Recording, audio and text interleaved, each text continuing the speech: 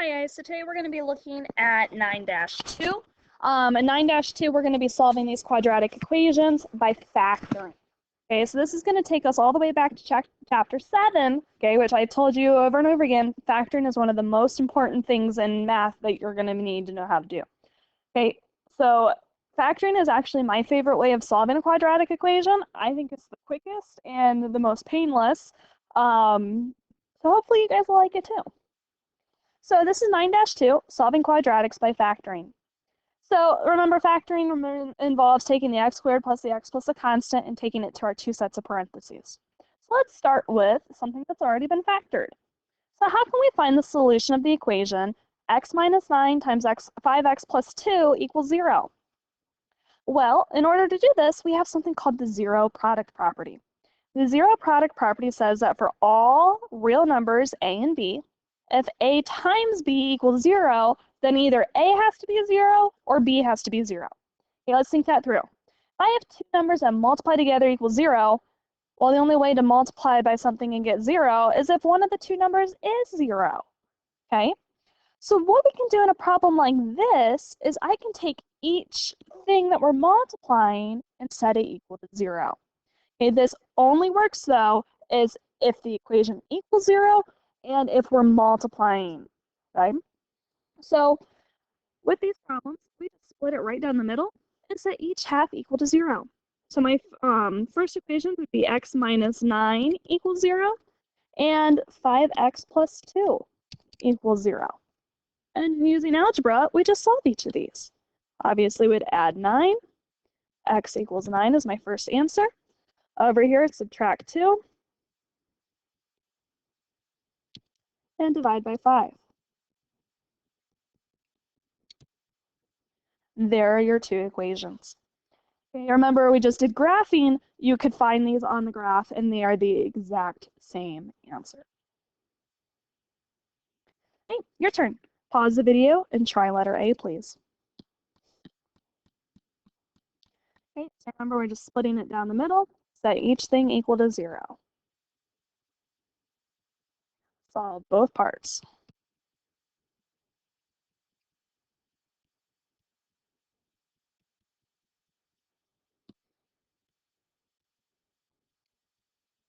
So we get x equals 1/2 and x equals -3. Again, pause the video, try letter B.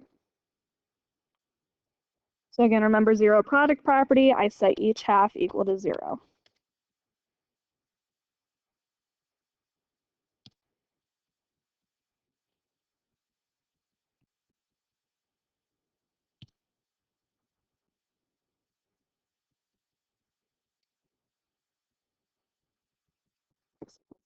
X equals -3/2.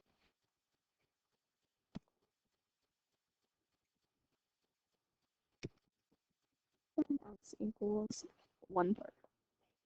Easy peasy. Okay, so the next problem hasn't been factored though. Okay, so we're gonna have to remember our factoring rules here. So we're gonna look at x squared plus 9x equals -20. Okay, so the first thing when you have a problem like this is it has to be in standard form. Okay, remember standard form is ax squared plus bx plus c equals 0. Okay, so you always have to make it equal 0 or put it into standard form. So how do I make this one equal 0? Well, I just need to add 20 to both sides. Okay, so we have x squared plus 9x plus 20 equals 0. So that's step 1. Okay, step 2, we actually need to factor it now. Okay, so if I factor this, first thing I always check for is a GCF. Okay, no GCF here, so I can do my two sets of parentheses. How do I make x squared? Well, that's just x and x. Okay, then I'm thinking of two numbers that multiply to 20 and add to 9. Okay, if you're not sure, you should be making a list of factors: 1 times 20, 2 times 10, 4 times 5. Which one adds to 9? The 4 and the 5 do. Okay, remember, if C is positive, that tells you signs are the same, and they both get this sign, so plus, plus. Okay, step 3 then, we just use that zero product property. Okay, so x plus 4 equals 0, and x plus 5 equals 0. Subtract 4, x equals -4, subtract 5, x equals -5. And there's my two solutions. Your turn. Pause the video and try letter A, please. Okay, so first thing I check for letter A, does it equal 0? Check. Okay, so we can move to our two sets of parentheses. Okay, first question, how do I make x squared? Well, that's just x times x. Now I'm thinking of two numbers that multiply to 64 and add to 16. Okay, should be thinking 8 and 8. Then we check our signs. C is positive, so they both get the plus.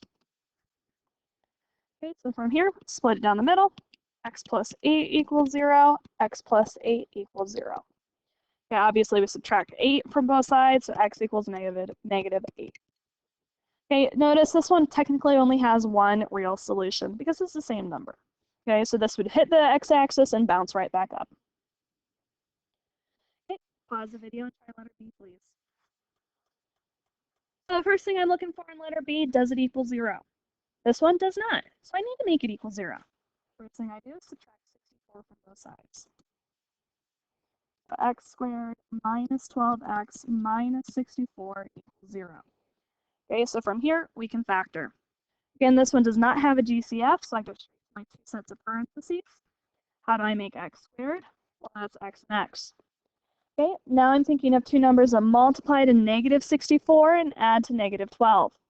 Okay, so I know they're going to be different signs. So I'm going to jot down what it multiplies to 64. 1 times 64, 2 times 32, 3, no, 4 times 16, 6, 7, 8 times 8. Okay. Oh, 4 times 16. If I make one of those negative, I can get 12. Okay, so I'm going to use a 4 and a 16. Again, remember, this means signs are different, and the bigger number gets the negative. So which one's bigger, 4 or 16? 16, obviously, so that gets the negative, and the 4 gets the positive. Split it down the middle, set each thing equal to 0, and solve. Minus 4, x equals -4, add 16, x equals 16. All right, moving on to a word problem.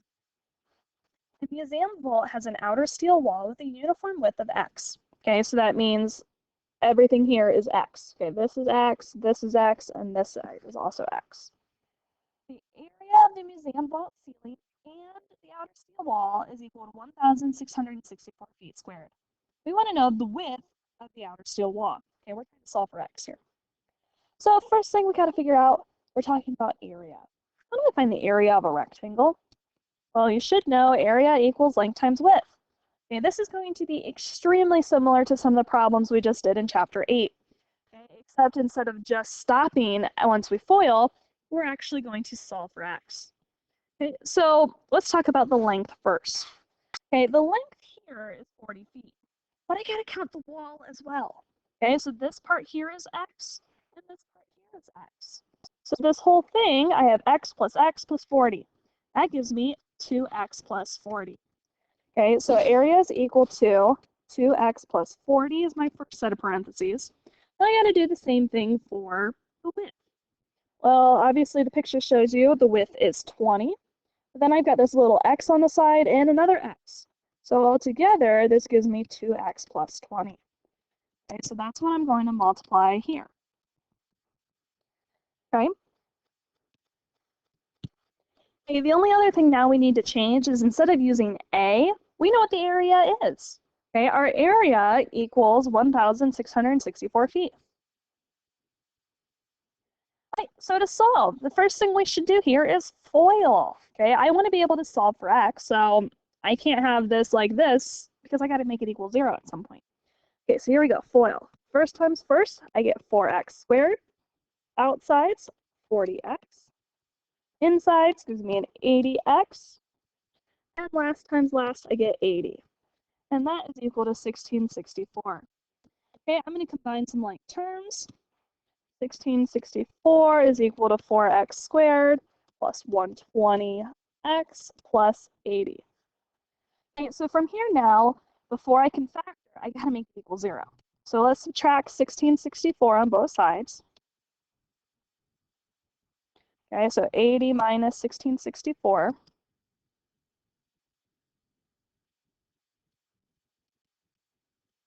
gives me negative 1584.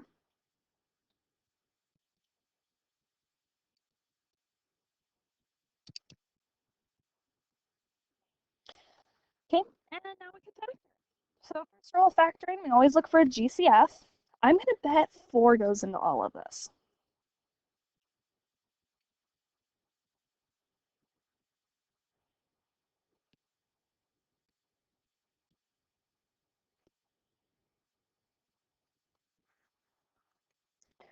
Okay, so I want to get rid of that 4. I can just divide both sides by 4.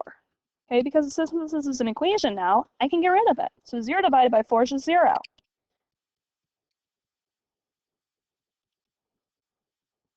Okay, obviously those then would cancel. So from here, let's go ahead and go to factoring. So 2 sets of parentheses. How do I make x squared? X times x. Okay, now 396 is a little bit harder. Okay, so I know it's 1 times 396. Okay, that's not going to help me get to 30. Okay, 2 times 198. 3 times 132. Oh man, these aren't very good numbers, are they? 4 times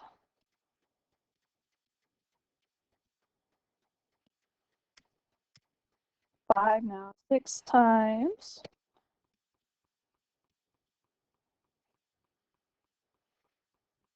Okay, still not getting me to 30, so I'll keep going. 7, nah. Let's try 8.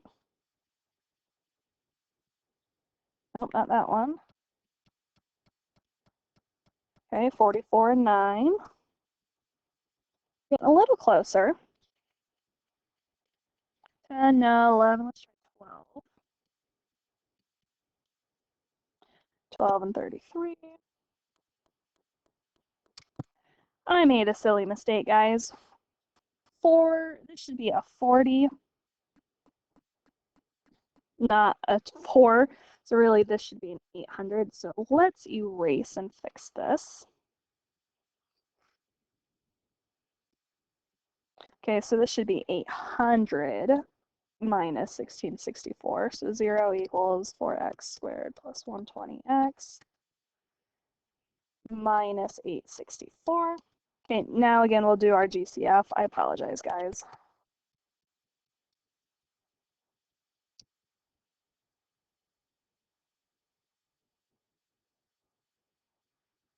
Okay, that looks a little better. Okay, again, divided both sides by 4.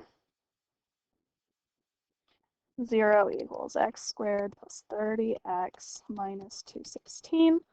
Okay, I don't know about you, but we're still going to probably have to do some multiplication. Okay, 1 times 216, 2 times 108, 3 times 72. Okay, I'm still not to 30. 4 times 54. Getting closer. 5, no. 6 times 36. Oh, 6 and 36. That'll give me the 30. So I'm going to do a 6 and a 36. And again, this sign tells me signs are different. The bigger number gets the plus, so the plus goes with the 36, and the minus goes with the 6. Okay, so from here, do my zero product property. Add 6 to both sides, subtract 36 from both sides. Okay, so x is the thickness of the wall. Can x be negative? Absolutely not. So this is the answer I care about. X equals 6. Okay, so the width of that seal wall is 6 feet. Okay, your turn. Pause the video and try this problem. Okay, so again, remember area equals length times width. Okay, so area, I'm going to substitute 375 in immediately. The length,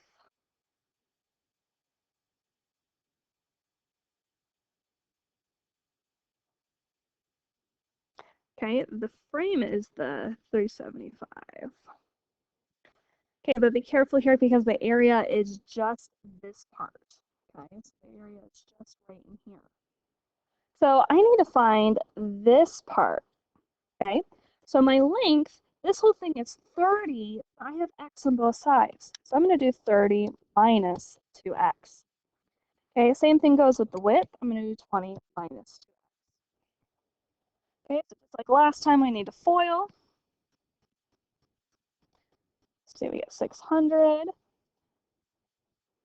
minus 60x minus 40x plus 4x squared. Okay, so 375 equals, I'm going to rewrite this in standard form because I think much better in standard form. And we get minus 100x plus 600. Okay, next up, I got to make it equal 0, so we need to subtract 375.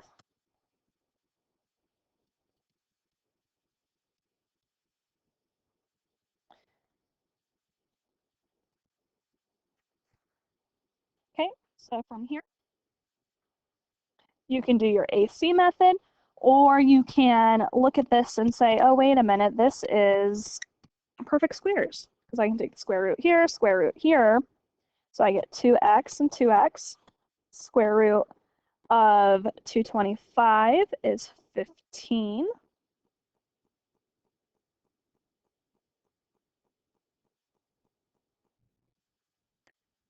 And divided by 15 is 15.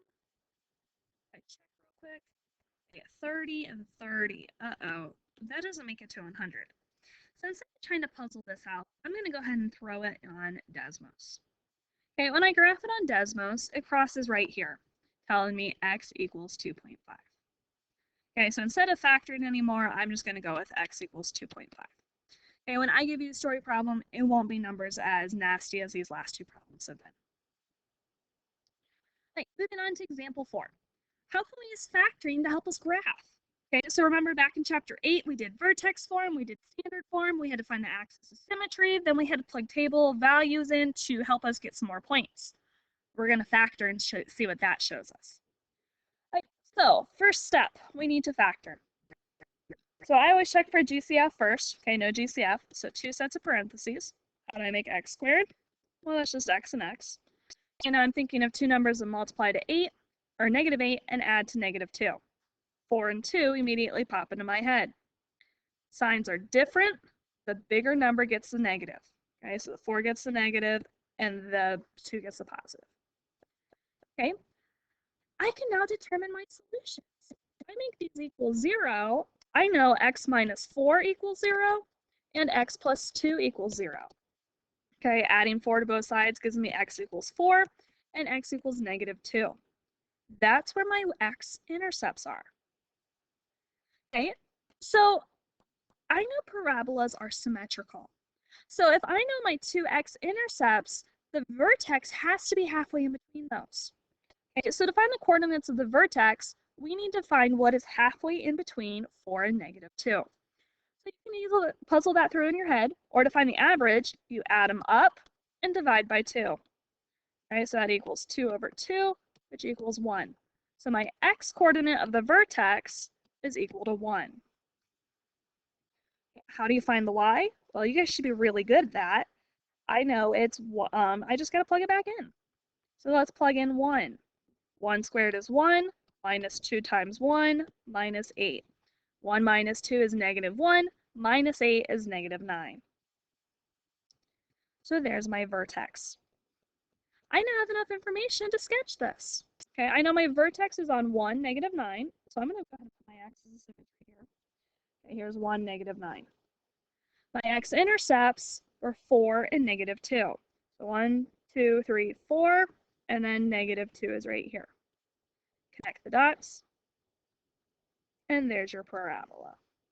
You can also throw that x-intercept or y-intercept on there if you would like, of -8, okay, which is right here, and it reflects to there, just so you have 5 points. Okay, go ahead and try this one. Factor it, tell me the x-intercepts, and then find the vertex. So first thing I check for, GCF. Nope, there isn't one. So you can use the AC method. I'm just going to go ahead and factor this. You guys should know how to factor this on your own. Okay, so I know it's going to be a 3 and a 1, and I want a positive 5, so it'll look like this. So my x-intercepts,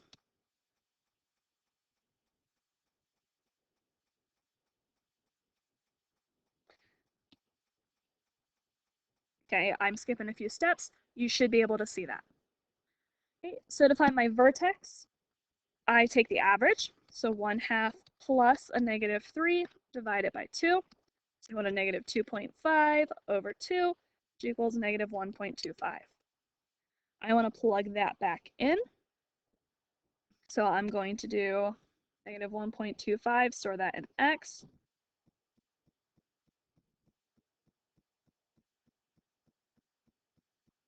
And I know it is 2x squared plus 5x. Oops, x, not 5 squared.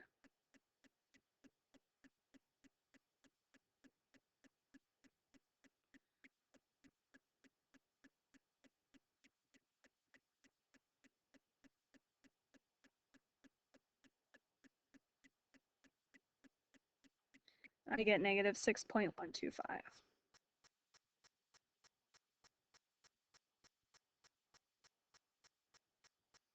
Okay, so if I graph this,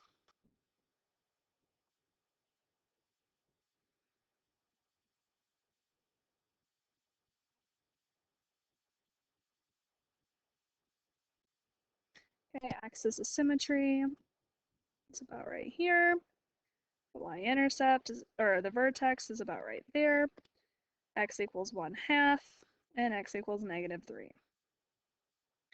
Okay, you can throw that y-intercept on there, which is a negative 3.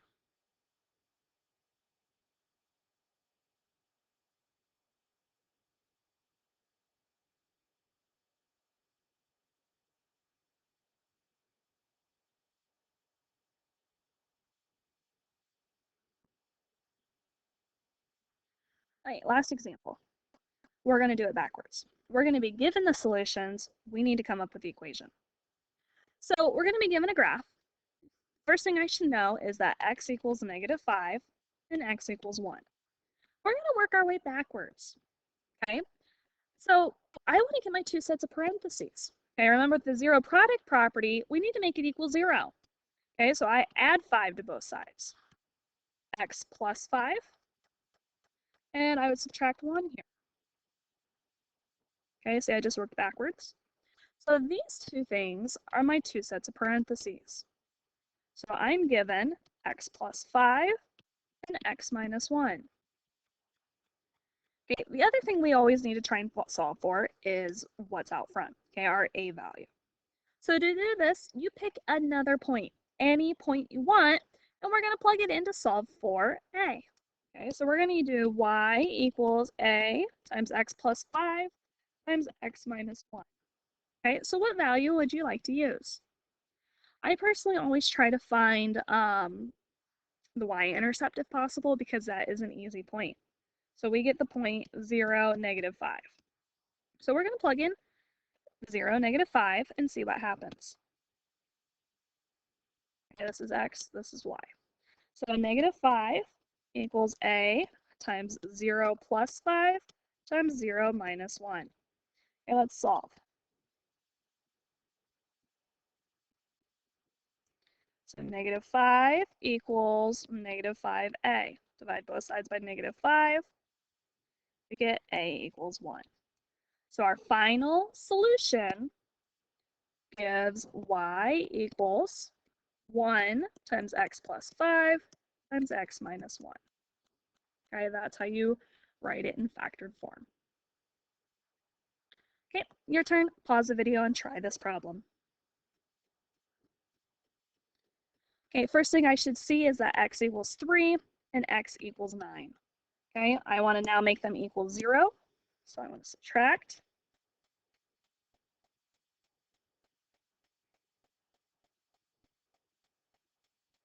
These are my two sets of parentheses. So I know y equals a times x minus 3 times x minus 9. Okay, pick any point you would like. So I'm looking for a nice point. The vertex looks pretty nice. This is the point 6, comma, -9. Okay, so here's x, here's y. So -9 equals a times 6 minus 3 times 6 minus 9. -9 equals a times 3 times -3. -9 equals -9a. Divide both sides by -9. A equals 1. So our final answer, y equals 1 times x minus 3 times x minus 9. Okay, so that is how you would do it. There's the lesson. Homework tonight, you're on page 368. You're doing problem 16, 17, 20 through 34 even. Please come prepared with questions. See you guys later.